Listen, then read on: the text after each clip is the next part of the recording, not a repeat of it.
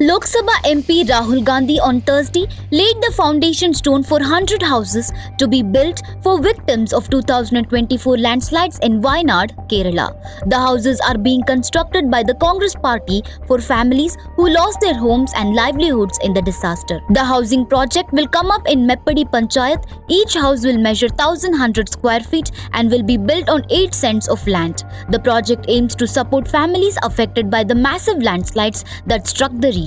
Addressing the gathering, Rahul Gandhi assured the victims of continued support. He said that he and his family would always stand by the people of Wayanad who had lost everything in the tragedy. "You have lost a lot, but not your spirit, courage or compassion," he said, praising the strength shown by the affected families. Congress leader Rahul Gandhi described the foundation laying ceremony as a symbol of solidarity and remembrance of those who lost their lives.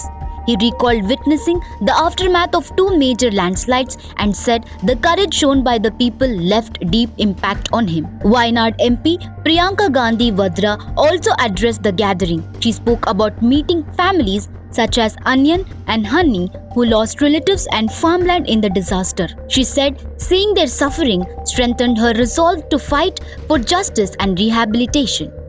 Priyanka Gandhi referred to earlier concerns about delays due to land availability and permission issues but expressed hope that construction would now be completed without further hurdles. She said Congress MPs met the Union Home Minister, wrote to Narendra Modi and staged protest demanding national disaster status for Wayanad. The July 30th, 2024 landslides were triggering by extreme monsoon rainfall. The disaster claimed that lives over 420 people and injured nearly 400, making it one of the deadliest natural calamities in Kerala's recent history. AICC Secretary Mansoor Ali Khan was also present at the event along with the Congress leader, the local representatives during the program held in Wayanad, Kerala.